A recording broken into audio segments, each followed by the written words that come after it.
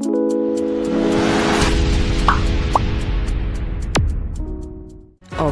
adalah seni. Halo, ketemu lagi dengan saya Dr. Theo. Banyak yang meminta kepada saya untuk membuat semacam resume kesimpulan daripada bagaimana cara membuat proposal itu secara menyeluruh gitu ya. Jadi hari ini saya akan coba dulu dari tahap awal ya, nanti sampai selesai ya. Jadi nanti saya bagi beberapa seri tentang bagaimana pembuatan proposal secara keseluruhan gitu ya, secara keseluruhan. Mudah-mudahan nanti bermanfaat ya. Jadi banyak para ahli ngomong kalau proposal itu atau dalam bahasa Inggrisnya protokol itu ada 4 hal yang harus dibicarakan secara runtut dan runut ya. Runut dan runtut, sorry. Judul, hipotesa atau tujuan penelitian. Ada juga yang ngomong research question gitu ya. Research question di sini ya. Research question ya. Kemudian metode, kemudian analisa. Makanya kalau rekan-rekan mahasiswa ataupun para sivitas akademika kalau membaca jurnal pasti ada 4 ini. Tapi ditambah satu lagi sebenarnya setelah judul adalah background gitu ya. Jadi ada 4 ini. Sorry, hipotesa termasuk dalam background, metode dan analisa ya. Analisa nanti akan berakhir dengan namanya konklusi gitu ya. Konklusi. Jadi pentingnya itu ya conclusion ya. Jadi yang tolong diingat ini kesannya sederhana tapi harus paham betul gitu ya. Jadi kalau analisanya salah dalam arti nanti simpulannya salah gitu ya. Jadi judul, hipotesa atau tujuan penelitian, boleh juga research question, metode atau metode penelitian, kemudian analisa data. Itu satu benang merah yang tidak boleh dilupakan ya. Walaupun itu dalam case report ya. Jadi keempat hal itu harus ada terlihat ya. Kalau dalam bahasa Inggris secara keseluruhan sebenarnya hipotesa dan metode ini body disebut ya. Oke. Jadi kita mulai dulu, yang paling sederhana adalah dari judul gitu ya. Dari judul ini. Oke. Jadi judul, kalau saya balik ini ya, tolong ingat ya. Judul ini ada harus beberapa yang Anda mengerti. Dari judul itu sebenarnya sudah membatasi analisa. Tolong ingat ya, sudah membatasi analisa. Ya, dari tekan ke judul, tujuan penelitian, metode, analisa. Jadi judul ini sudah membatasi analisa. Tolong ingat itu ya. Makanya ada beberapa tahapan syarat judul itu. Yang pertama adalah tidak boleh lebih dari 20 kata gitu ya. Itu walaupun saya belum membaca secara tertulis aturan itu, tapi sepertinya semuanya begitu ya, tidak boleh lebih dari 20 kata. Pengecualian in bracket ya, in bracket dalam kurung, kalau misalnya nanti di poin ini, kalau penelitian itu beberapa tahapan, gitu ya, beberapa tahapan. Ya, jadi tidak boleh lebih dari 20 kata. Kemudian tidak boleh judul itu karakteristik atau gambaran umum, ya. Karakteristik atau gambaran umum, karena ini akan hanya tujuan saja, nanti metodenya apa nggak tahu kita ya. Jadi walaupun deskriptif harus jelas tujuannya apa ya.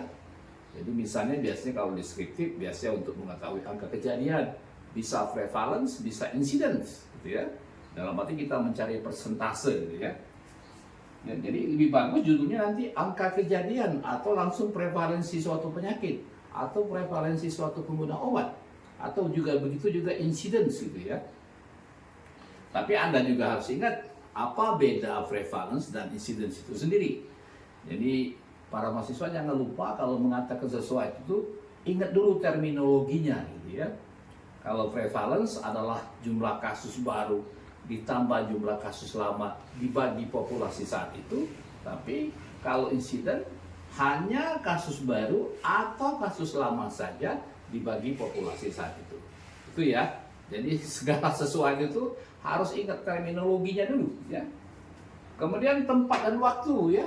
Yang title modern sekarang, judul yang modern sekarang itu tidak perlu lagi ya ditulis dalam judul tempat dan waktu. Cukup Anda nanti jelaskan, itu akan Anda jelaskan di bab metode penelitian ya. Jadi kalau di jurnal nanti di metode itu Anda jelaskan tempatnya di mana, waktunya di mana gitu ya. Dan ini kadang-kadang tempat dan waktu ini bisa beberapa tempat gitu ya.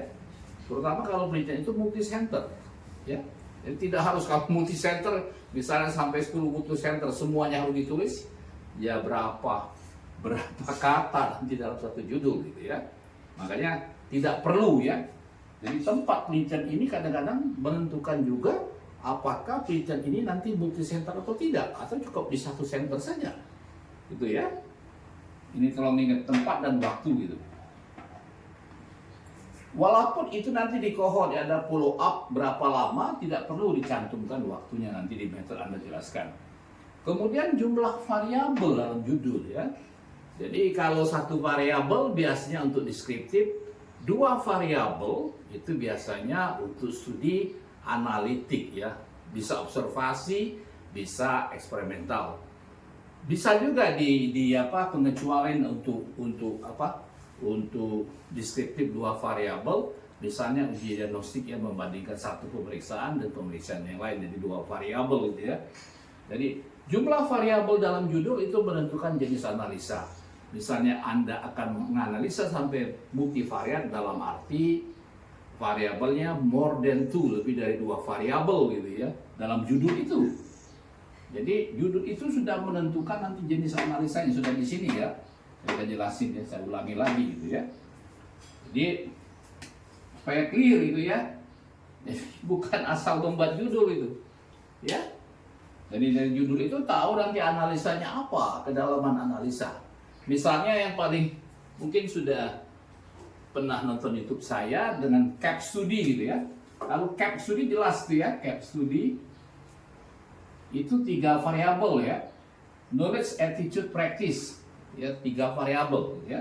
Anda boleh saja analisanya sampai cuman bivariat, apakah pengetahuan berhubungan dengan penyakit, ataukah attitude berhubungan dengan penyakit, ataukah perilaku berhubungan dengan penyakit. Tetapi dari 3 variabel ini kalau Anda ingin multivariat, dari 3 variabel ini mana yang berpengaruh terhadap penyakit atau penggunaan obat? Boleh. Ya. Jadi CAP studi ini biasanya terhadap penyakit atau terhadap penggunaan obat. Oke? Jadi ini salah satu contoh yang paling mudah diingat gitu ya. Jadi bisa Anda ulangi YouTube saya tentang CAP studi. Kedalamannya sampai di mana itu terserah nanti di tujuan penelitian ya, balik lagi ke tujuan penelitian nanti yang akan datang kita ngomong tentang tujuan penelitian. Kemudian tahapan gitu ya. Ini yang paling ramai juga ya. Terutama di bagian klinik 4 besar itu ya, bedah anak kebidanan, satu lagi penyakit dalam ya. Misal contoh di bagian penyakit kebidanan, hubungan vitamin D dan infertility pada studi observasi, dilanjutkan nanti ke uji klinik pemberian vitamin D terhadap infertility gitu ya. Atau di bagian lagi di mata misalnya, hubungan defisiensi vitamin D terhadap mata kering, dilanjutkan ke uji klinik dengan pemberian vitamin D terhadap mata kering gitu ya, dry eyes gitu ya. Jadi 2 tahapan. Nah ini yang saya ngomong tadi bisa saja lebih dari 20 kata gitu ya. Jadi pertama kali Anda melakukan dulu nanti studi observasi dengan melakukan misalnya studi potong lintang atau cross seksional, dari situ dapat sampelnya, kemudian Anda lakukan dengan uji klinik. Oke? Ini yang pakai tahapan, berapa tahapan? Bisa lebih dari 20 kata. Tapi in bracket ya. In bracket biasanya dalam kurung gitu ya. Jadi yang pertama studi observasi, yang kedua nanti studi eksperimental. Atau terbalik dari eksperimental ke observasi, ya. Nah, ini yang paling tidak menyenangkan mahasiswa ya. Referensi. Bagaimana mengambil referensi itu ya dari judul ya. Tolong ingat ya. Referensi itu harus EBM, Evidence Based Medicine. ya. Dan kalau bisa, kalau saya sendiri sebagai pembimbing biasanya menanyakan mahasiswa, kenapa jurnal ini menjadi andalan Anda? Atau kenapa jurnal ini menjadi referensi Anda? Ya, harus Anda lakukan namanya critical appraisal sehingga Anda bisa menilai apakah jurnal tersebut valid, datanya valid, ya. Jadi harus ngerti EBM ini. Jangan lupa EBM ada 5 ya. Uji klinik berpembanding, terutama meta analisis, uji klinik tanpa pembanding, kemudian studi observasi, serial kasus, baru pendapat ahli, ya. Jadi 5 hal itu harus ingat dan Anda lakukan critical appraisal sehingga nyambung gitu loh, ya, referensi ini. Misalnya Anda tentang uji klinik obat, tapi referensi Anda semua tentang studi observasi, nggak nyambung, nggak matching. Oke, demikian dulu ya. Mudah-mudahan bermanfaat. Jadi judul ini sangat menentukan nanti ke dalam analisa Anda, ya. Terima kasih telah menonton. Jangan lupa subscribe, like, and share, ya.